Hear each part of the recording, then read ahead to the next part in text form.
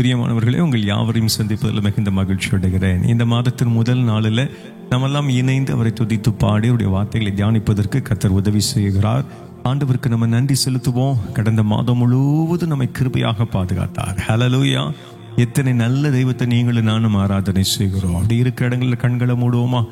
ஜெபிப்போம். ஆண்டவரே, நன்றி செலுத்துகிறோம் சுவாமி. இந்த ஆசீர்வதிக்கப்பட்டிருக்கிற மனமகிழ்ச்சியின் மாதத்தின் முதல் நாளில் ஆண்டவரே, நாங்களாம் குடும்பமாக சகோதர சகோதரிகளாக உம்முடைய சமூகத்தில் வருகிறோம். ஆண்டவரே அப்பா, நீர் எங்களை கிருபையாக பாதுகாத்தீரே. ஆண்டவரே, கடந்த மாதம் முழுவதும் எங்களை வழிநடத்தினீரே. ஆண்டவரே, எங்களுடைய கரங்களை பிடித்து மகனே மகளே வழி இதுவே என்று வழி நடத்தினீரே. எண்ணி பார்க்கிறோம் சுவாமி. நாங்கள் நன்றி மாத்திரம் செலுத்துகிறோம் டாடி, நன்றி மாத்திரம் செலுத்துகிறோம். இந்த மாதத்துல முதல் நாளில் நாங்கள் உம்மை பாடி துதித்து ஆண்டவருடைய வார்த்தைகளை தியானிக்கின்ற வேளையில கர்த்தர் நீர் எங்களோடு கூட தெளிவாக பேசும்படியா நம்முடைய சமூகத்தில் நாங்கள் ஜெபிக்கிறோம். கர்த்தர் நீர் எங்களோடு கூட நீர் பேச போகிறீர் என்கிற நம்பிக்கையோடு உமக்கு நாங்கள் நன்றி செலுத்துகிறோம். ஒரு மனுஷனுடைய சத்தத்தை அல்ல ஆண்டவரே, உம்முடைய சத்தத்தை நாங்கள் கேட்டு அதன்படி எங்களை அர்ப்பணம் செய்து எங்களுடைய வாழ்க்கையில மென்மேலும் நாங்கள் வளர கர்த்தர் உதவி செய்யும்படியா நம்முடைய சமூகத்தில் நாங்கள் ஜெபிக்கிறோம். இந்த மாதம் முழுவதும் உம்முடைய கிருபையினாலும் உம்முடைய அபிஷேகத்தினாலும் உங்களுடைய வழி நடத்துதலினாலும் கர்த்தர் எங்களை நேர்த்தியாக நடத்தும்படியா எங்களை நாங்கள் தாழ்த்தி உடைய கரத்தில் ஒப்புக் கொடுக்கிறோம் சுவாமி. கர்த்தர் அப்பனமாக நீ செய்ய போகிறீர் என்கிற நம்பிக்கையோடு நன்றி செலுத்துகிறோம். தொடர்ந்து பொறுப்படுத்திக் கொள்ளுங்க. இயேசு அப்பாவின் இன்ப நாமத்தில் ஜெபிக்கிறேன். ஜெபங்கேளும் எங்கள் ஜீவனுள்ள நல்ல பிதாவே, ஆமென். ஹல்லேலூயா! நல்ல சத்தமா ஹல்லேலூயா! இப்பொழுதும் கூட நல்ல ஒரு கருத்து செறிந்த கிறிஸ்து பிறப்பின் ஒரு பாடலை நம்ம கேட்க இருக்கிறோம். அந்த பாடலை நம்ம கேட்ட பின்பதாக இறை செய்தியை தியானிப்பதற்கு தேவன் நமக்கு உதவி செய்வாராக. கர்த்தருடைய வார்த்தைகளை தியானிப்பதற்கு ஆண்டவர் நமக்கு உதவி செய்வாராக. ஒரு அருமையான சிறப்பு பாடல் பாட கேட்போமா?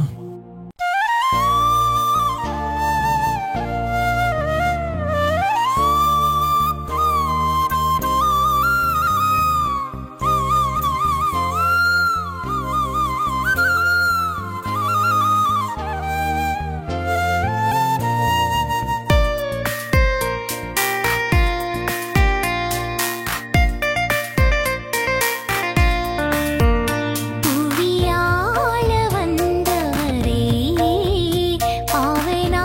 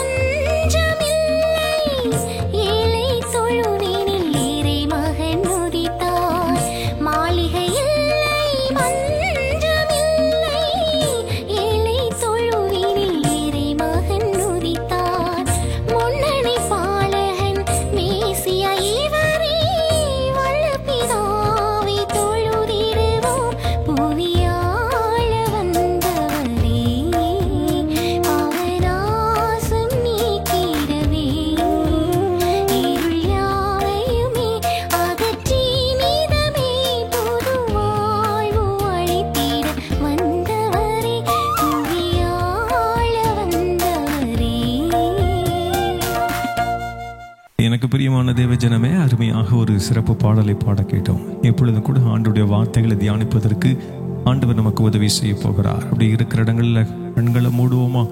கண்களை மூடி ஜெபிப்போம். ஆண்டவரே, நாங்கள் நன்றி செலுத்துகிறோம் சுவாமி. இந்த அருமையான ஆசீர்வதிக்கப்பட்ட மனமகிழ்ச்சியின் ஆண்டவரே மாதத்தின் முதல் நாளில் உம்முடைய சமூகத்தில் வந்து நிற்கிறோம்.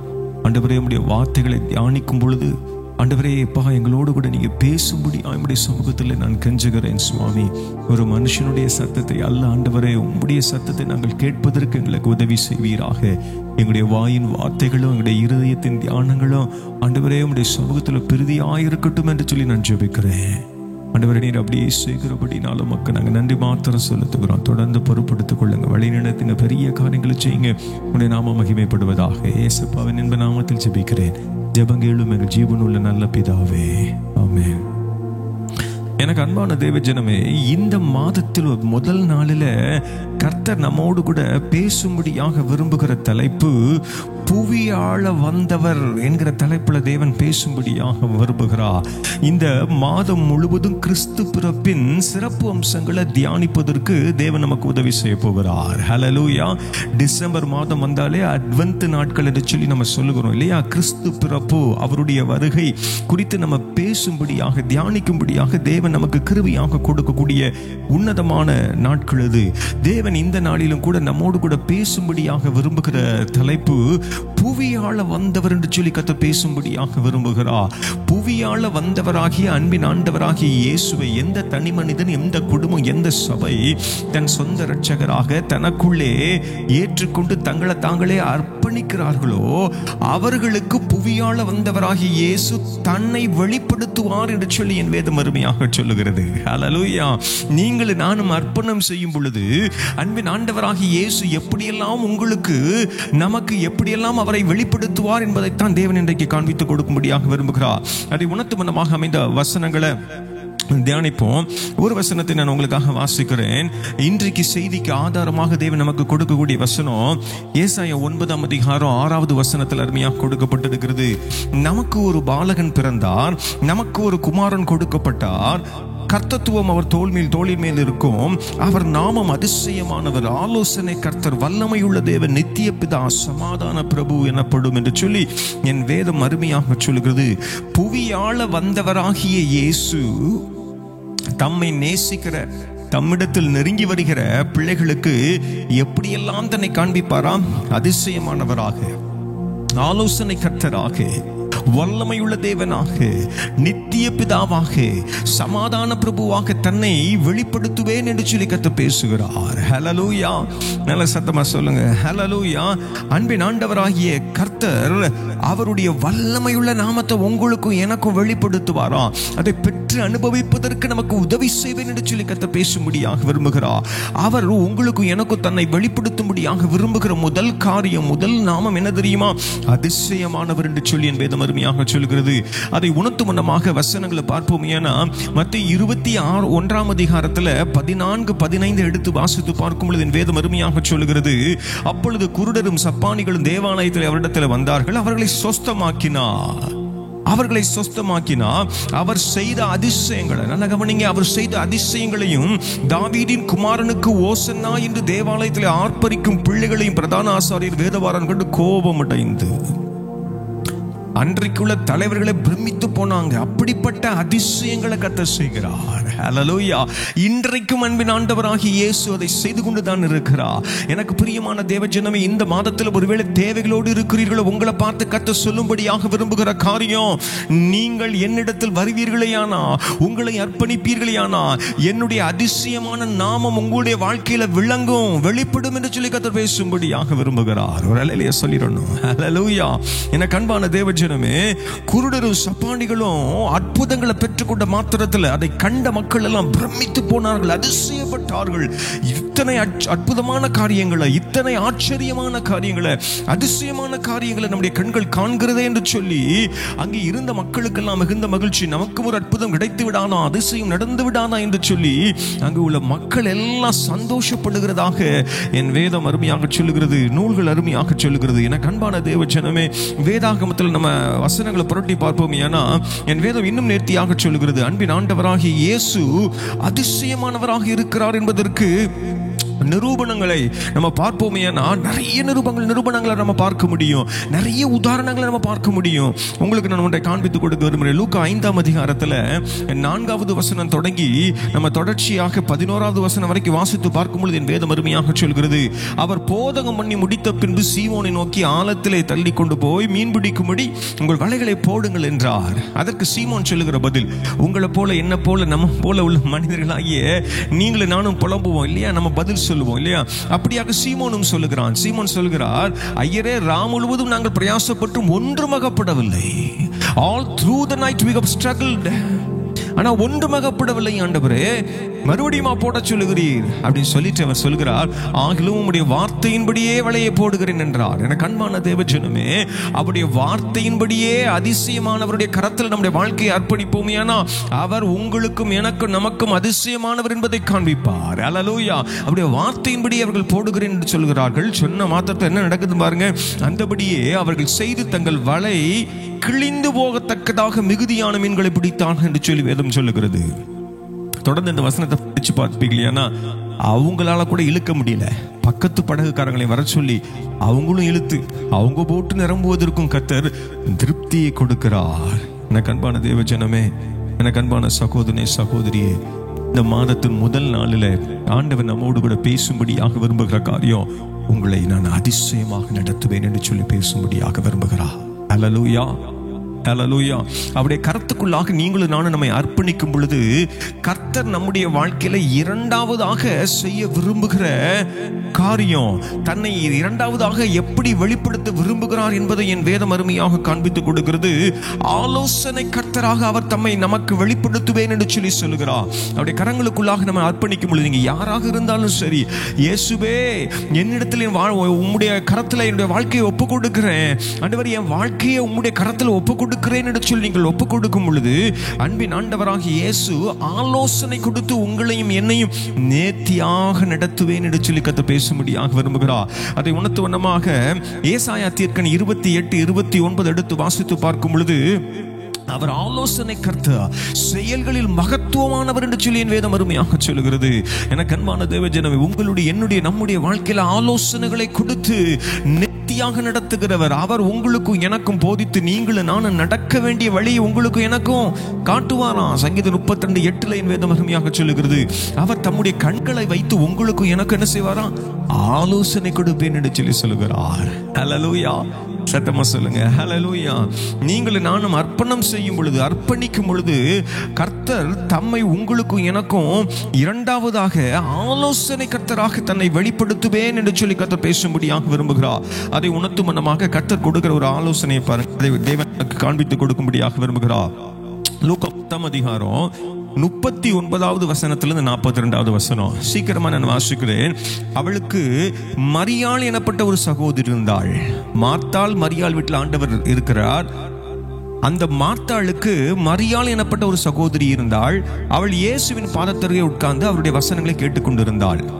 மார்த்தாளோ பற்பல வேலைகளை செய்வதில் மிகவும் வருத்தமடைந்து அவரிடத்தில் வந்து, ஆண்டவரே, நான் தனியே வேலை செய்யும்படி என் சகோதரி என்னை விட்டு வந்திருக்கிறதை குறித்து உமக்கு கவலை இல்லையா? எனக்கு உதவி செய்யும்படி அவளுக்கு சொல்லும் என்றார். நல்ல கவனிங்க, மார்த்தாள் எப்படி இருக்கிறா? உங்களை போல என்ன போல நம்ம போல உலக கவலைகளில உலக காரியங்களை குறித்தே எப்பவும் யோசித்துக் கொண்டே இருக்கிறா. இதை செய்யணும், அதை செய்யணும், அவ்வளவு பணம் சம்பாதிக்கணும், வீடு கட்டணும், நல்லது, அதெல்லாம் தேவைதான். ஆனாலும் கர்த்தருக்கு கொடுக்க வேண்டிய முதல் இடத்தை நம்ம கொடுக்கணும். அல்லேலூயா. மரியாள் அவருடைய பாதத்தில் உட்கார்ந்து இருக்கிறாள். இவ்வளவு பற்பல வேலைகளை செய்கிறாள். நீங்கள் நானும் கூட நம்முடைய வாழ்க்கையில பற்பல வேலைகளை செய்கிறோம். அதில் அதிகமாக கவனம் செலுத்துகிறோம். உலக காரியத்தில் அதிகமாக நாட்டம் செலுத்துகிறோம் அல்லவா? கர்த்தர் உங்களோடும் என்னோடும் நம்மோடும் கூட பேசி ஆலோசனை கொடுக்கும்படியாக விரும்புகிறார். மார்த்தாளுக்கு கர்த்தர் ஆலோசனை கொடுக்கிறார். என்ன ஆலோசனை? இயேசு அவளுக்கு, மார்த்தாளுக்கு பிரதியுத்தரமாக, மார்த்தாளே மார்த்தாளே, நீ அநேக காரியங்களை குறித்து கவலைப்பட்டு கலங்குகிறாய், தேவையானது ஒன்றே. அல்லேலூயா. சத்தமா சொல்லுங்க ஹல்லேலூயா. தேவையானது ஒன்று. மரியாள் தன்னை விட்டு எடுபடாத நல்ல பங்கை தெரிந்து கொண்டாள் என்றார். அவளுக்கு ஒரு ஆலோசனை கொடுக்கப்படுகிறது. மார்த்தாளுக்கு என்ன தெரியுமா? நல்ல பங்கை தெரிந்து கொள் மார்த்தாளே. எனக்கு அன்பான தேவஜனமே, நீங்களும் நானும் ஆண்டவராகிய இயேசுடைய பாதத்தில் நம்முடைய வாழ்க்கையை அர்ப்பணம் செய்யும் பொழுது இரண்டாவதாக அவர் வெளிப்படுத்தக்கூடிய காரியம் என்ன? ஆலோசனை தந்து உங்களையும் என்னையும் நடத்துவார். ஹல்லேலூயா, சத்தமா சொல்லுங்க ஹல்லேலூயா. மூன்றாவதாக கர்த்தர் தம்மை உங்களுக்கும் எனக்கும் எப்படி வெளிப்படுத்துவாராம்? வல்லமையுள்ள தேவனாக தன்னை வெளிப்படுத்துவேன் என்று சொல்லி அருமையாக ஆண்டவர் பேசும்படியாக விரும்புகிறார். அதை உணர்த்தும் மனமாக அமைந்த ஜீவனுள்ள வார்த்தைகளை தியானிப்பதற்கு தேவன் நமக்கு உதவி செய்வாராக. நம்முடைய கண்களை திருப்புவோம். கொலேசியர் 1ஆம் அதிகாரத்துக்கு நேராக நம்முடைய கண்களை திருப்புவோம். அந்த வசனத்தை தியானிப்பதற்கு தேவன் நமக்கு உதவி செய்வாராக. கொலேசியர் 1ஆம் அதிகாரம் 16 மற்றும் 17வது வசனத்தை உங்களுக்காக நான் வாசிக்கிறேன். கொலேசியர் 1ஆம் அதிகாரம் 16, 17. ஏனென்றால் அவருக்குள் சகலமும் சிருஷ்டிக்கப்பட்டது, பரலோகத்தில் உள்ளவைகளும் பூலோகத்தில் உள்ளவைகளும் ஆகிய காணப்படுகிறவைகளும் காணப்படாதவைகளுமான சகல வஸ்துக்களும், சிங்காசனங்களானாலும் கர்த்தத்துவங்களானாலும் துரைத்தனங்களானாலும் அதிகாரங்களானாலும் சகலமும் அவரை கொண்டும் அவருக்கென்றும் சிருஷ்டிக்கப்பட்டது. அவர் எல்லாவற்றுக்கும் முந்தினவர், எல்லாம் அவருக்குள் நிலை நிற்கிறது என்று சொல்லி என் வேதம் அருமையாக சொல்கிறது. சகலத்தையும் படைத்த வல்லமையுள்ளவர் அன்பின் ஆண்டவராகிய இயேசு. அல்லேலூயா. அதைத்தான் பவுல் கொலேசியருக்கு எழுதும் பொழுது அருமையாக சொல்கிறார். சகலத்தையும் அவர் படைத்தவர், சகலத்தையும் படைத்த வல்லமையுள்ள தேவன். அவருடைய வல்லமையை நீங்க புரிந்து கொள்ள வேண்டுமையானா செங்கடல் பிளந்தவர் இல்ல, அன்பின் ஆண்டவராகிய கர்த்தர் செங்கடலை பிளந்தவர். புதிய ஏற்பாட்டில் பார்க்கும் பொழுது மரித்து 4 நாட்களான லாசருவை பார்த்து ஆண்டவர் சொல்லுகிறார். யோவான் 11ஆம் அதிகாரம் 43வது வசனத்தை எடுத்து வாசித்து பார்க்கும் பொழுது, லாசருவே வெளியே வா, வெளியே வா சொன்ன மாத்திரத்தில் மரித்து 4 நாட்கள் ஆன லாசரு வெளியே எழுந்து வருகிறான். பயங்கரமான ஒரு அற்புதம். அவருடைய வல்லமை மரித்தவர்களையும் உயிரோடு எழும்ப செய்யும். அல்லேலூயா. ஒருவேளை நீங்க சொல்லிக் கொண்டிருக்கிறீர்கள், உங்க வாழ்க்கையில மரித்து கிடக்கிற காரியங்கள், இன்னும் என்னுடைய வாழ்க்கையில மரித்து கிடக்கிற காரியங்கள், அனுபவங்கள் உண்டே என்று சொல்லிக் கொண்டிருக்கிறாயோ சகோதரனே, சகோதரியே, அன்பான குடும்பங்களை சொல்லிக் கொண்டிருக்கிறீர்கள். எங்க தொழில ஒரு மரித்து போன அனுபவம், ஒரு ஆசீர்வாதம் இல்ல, உயர்வு இல்ல, எங்க ஆவிக்குரிய வாழ்க்கையில் நாங்கள் மரித்து போய் கிடக்கிறோம் சொல்லிக் கொண்டிருக்கிறீர்களோ, கர்த்தருடைய வல்லமை வெளிப்படுமையானா அவருடைய கரங்களில் நீங்களும் நானும் நம்மை அர்ப்பணிக்கும் பொழுது மூன்றாவதாக கர்த்தர் உங்களுக்கும் எனக்கும் தம்மை வல்லமையுள்ள தேவனாக வெளிப்படுத்துவேன் என்று சொல்லி சொல்லுகிறார். ஹல்லேலூயா. நல்ல சத்தமா சொல்லுங்க. இந்த மாதத்தின் முதல் நாளில் கர்த்தர் நம்மோடு கூட தெளிவாக பேசிக் கொண்டிருக்கிறார். அதிசயமானவராக, ஆலோசனை கர்த்தராக, வல்லமையின் தேவனாக என்னை நான் உங்களுக்கு வெளிப்படுத்துவேன், இந்த மாதத்தில் உங்களை நான் ஆசீர்வதிப்பேன் என்று சொல்லி, உங்களை நடத்துவேன் என்று சொல்லி கர்த்தர் பேசும்படியாக விரும்புகிறார். நான்காவதாக கர்த்தர் அவருடைய கரத்தில் நம்முடைய வாழ்க்கையை அர்ப்பணிக்கும் பொழுது அவர் தம்மை நித்திய பிதாவாக வெளிப்படுத்துவேன் என்று சொல்லி பேசும்படியாக விரும்புகிறார். அதை உணர்த்தும் மனமாக அமைந்த நல்ல ஜீவனுள்ள வார்த்தைகளை தியானிப்பதற்கு தேவன் நமக்கு உதவி செய்வாராக. நம்முடைய கண்களை 1 தீமோத்தேயு 1ஆம் அதிகாரம் 17வது வசனத்துக்கு நேராக திருப்புவோம். 1 தீமோத்தேயு 1ஆம் அதிகாரம் 17வது வசனத்தை நான் உங்களுக்காக வாசிக்கிறேன். நித்தியமும் அழிவில்லாமையும் அதர்சனமுள்ள ராஜனுமாய் தாம் ஒருவரே ஞானமுள்ள தேவனுமாயும் இருக்கிறவருக்கு கனமும் மகிமையும் சதா காலங்களில் உண்டாயிருப்பதாக. ஆமென். நித்திய காலமாக அழிவில்லாதவராகிய அன்பின் ஆண்டவராகிய இயேசு. அல்லேலூயா. அவர் நித்திய பிதா என்று சொல்லி என் வேதம் அருமையாக சொல்கிறது. இன்னும் நேர்த்தியா பார்ப்போமேயானா யோவான் 3ஆம் அதிகாரத்துக்கு நேராக நம்முடைய கண்களை திருப்புவோமேயானா என் வேதம் ரொம்ப அருமையாக சொல்லுகிறது. யோவான் 3:16 என் வேதம் அருமையாக சொல்லுகிறது. தேவன் தம்முடைய ஒரே பேரான குமாரனை விசுவாசிக்கிறவன் எவனோ அவன் கெட்டு போகாமல் நித்திய ஜீவனை, இயேசுவை விசுவாசிக்கிறவங்களுக்கு நித்திய காலமாக வாழக்கூடிய அன்பின் ஆண்டவராகிய இயேசு, நித்திய காலமாக இருக்கிறவராகிய அன்பின் ஆண்டவராகிய இயேசு நித்திய வாழ்வு தருவாரா. என கண்பான தேவஜன, அவனை விசுவாசிக்கிறவன் எவனோ அவன் கெட்டு போகாமல் நித்தியவனை அடையும்படிக்கு இயேசுவை இந்த உலகத்திற்கு தந்துருளி அவ்வளவா இந்த உலகத்தில் அன்பு கூர்ந்தாரா. என கண்பான தேவஜனமே, உங்களுடைய என்னுடைய வாழ்க்கையில கர்த்தர் தம்மை நித்திய பிதாவாக வெளிப்படுத்தும்படியாக விரும்புகிறார். இன்னும் நேர்த்தியாக உங்களுக்கு நான் வசனங்களை காமித்துக் கொடுக்க விரும்புகிறேன். யோவான் 3ஆம் அதிகாரம் 36வது வசனத்தை எடுத்து வாசித்து பார்ப்போம். ஏன்னா குமாரனிடத்தில் விசுவாசமாய் இருக்கிறவன் நித்திய ஜீவனை உடையவனாய் இருக்கிறான். குமாரனாகிய இயேசுவிடத்தில் விசுவாசம் உள்ளவர்களாகிய நீங்களும் நானும் இருப்போம். ஏன்னா நித்திய ஜீவனை உடையவனாய் இருக்கிறான் அவன் என்று சொல்லி என் வேதம் அருமையாக சொல்லுகிறது. நித்திய காலமாக இருக்கிறவராகிய இயேசுவிடத்தில் வரும் பொழுது உங்களுக்கும் எனக்கும் நித்திய ஜீவன் உண்டு என்று சொல்லி என் வேதம் அருமையாக சொல்கிறது. இன்னும் நிறைய வசனங்களை நம்ம படித்து பார்க்க, ஏன்னா தெளிவாக வேதம் அருமையாக காரியங்களை நமக்கு விளக்கி காண்பிக்கிறது. யோவான் 6ஆம் அதிகாரம் 68வது வசனத்துக்கு நேராக நம்முடைய கண்களை திருப்புவோம். சீமோன் பேதுரு ஆண்டவராகிய இயேசுவிடத்தில் பேசுகிறான். சீமோன் பேதுரு அவருக்கு பிரதியுத்தரமாக, ஆண்டவரே, யாரிடத்தில் போவோம்? நித்திய ஜீவ வசனங்கள் உம்மிடத்தில் உண்டே. நித்திய ஜீவ வசனங்கள் யாரிடத்துல உண்டு? இயேசுவிடத்துல மாத்திரம்தான் உண்டு. அவர் நித்திய பிதா. நித்திய பிதாவை நோக்கி, நித்திய கடவுளை நோக்கி நம்ம சொல்லும் பொழுது அவரிடத்துல நித்திய ஜீவனுக்கு ஏதுவான வழிகளை தேவன் உங்களுக்கும் எனக்கும் காண்பிப்பேன் என்று சொல்லி சொல்லுகிறார். இன்னும் நேர்த்தியாக உங்களுக்கு நான் வசனங்களை காண்பித்து கொடுக்க விரும்புகிறேன். அவரே நித்திய பிதா என்பதற்கு உதாரணமாக நேர்த்தியான வசனங்களை தேவன் நமக்கு காண்பித்து கொடுக்கும்படியாக விரும்புகிறேன். யோவான் 10ஆம் அதிகாரம் 28வது வசனத்தின் தொடக்கத்தை நான் வாசிக்கிறேன், கவனிங்க. நான் அவைகளுக்கு நித்திய ஜீவனை கொடுக்கிறேன். நான் அவைகளுக்கு நித்திய ஜீவனை கொடுக்கிறேன். அவைகள் என்பது அவருடைய சமூகத்தில் தங்களை அர்ப்பணிக்கிறவர்களுக்கு தேவன் செய்கிற காரியம். அவருடைய வார்த்தைகளுக்கு செவி கொடுக்கிறவர்களுக்கு தேவன் செய்கிற காரியம். நான் அவைகளுக்கு நித்திய ஜீவனை கொடுக்கிறேன் என்று சொல்லி கர்த்தர் பேசும்படியாக விரும்புகிறார். நித்திய ஜீவனை கொடுப்பேன் என்று சொல்லி சொல்கிறார். புவியாள வந்தவர் ஆகிய இயேசுவை ஏற்றுக்கொண்டு அவருடைய கரத்துக்குள்ளாக நம்முடைய வாழ்க்கையை அர்ப்பணம் செய்யும் பொழுது அவர் நித்திய ஜீவனை கொடுப்பேன் என்று சொல்லி வாக்கு கொடுக்கிறார். ஏனென்றால் அவர் நித்திய பிதா, சதா காலங்களிலும் உயிருள்ள தேவன். அவர் இறுதியாக அவர் தம்மை சமாதான பிரபுவாக உங்களுக்கும் எனக்கும் வெளிப்படுத்துவேன் என்று சொல்லி கர்த்தர் அருமையாக பேசும்படியாக விரும்புகிறார். அதை உணர்த்தும் முன்னமாக அமைந்த வசனங்களை வாசிக்க தேவன் உதவி செய்வாராக. ரோமர் 5ஆம் அதிகாரம் 1வது வசனத்தை தியானிக்க தேவன் உதவி செய்வாராக. இவ்விதமாக நாம் விசுவாசத்தினாலே நீதிமான்களாக்கப்பட்டிருக்கிறபடியால் நம்முடைய கர்த்தராகிய இயேசு கிறிஸ்து மூலமாய் தேவனிடத்தில் சமாதானம் பெற்றிருக்கிறோம். அவர் சமாதான பிரபு. இயேசு கிறிஸ்துவின் மூலமாய் தேவனிடத்தில் சமாதானம் பெற்றிருக்கிறோம். இயேசு கிறிஸ்து இல்லாம உங்களுக்கும் எனக்கும் சமாதானம் இல்லைங்க. புவியாள வந்தவராகிய இயேசுவிடத்தில் நம்முடைய வாழ்க்கையை கொடுக்கும் பொழுது அவர் உங்களுக்கும் எனக்கும் சமாதானத்தை தரும்படியாக விரும்புகிறார். இன்னும் நேர்த்தியாக நம்ம வசனங்களை வாசித்து பார்ப்போம். ஏன்னா எபேசியர் 2ஆம் அதிகாரத்துக்கு நேராக நம்முடைய கண்களை திருப்புவோமையான என் வேதம் அருமையாக சொல்லுகிறது. எபேசியர் 2ஆம் அதிகாரம் 13லிருந்து நான் உங்களுக்காக வாசிக்கிறேன். முன்னே தூரமாயிருந்த நீங்கள் இப்பொழுது கிறிஸ்து இயேசுவுக்குள் கிறிஸ்துவின் இரத்தத்தினாலே சமீபமானீர்கள்.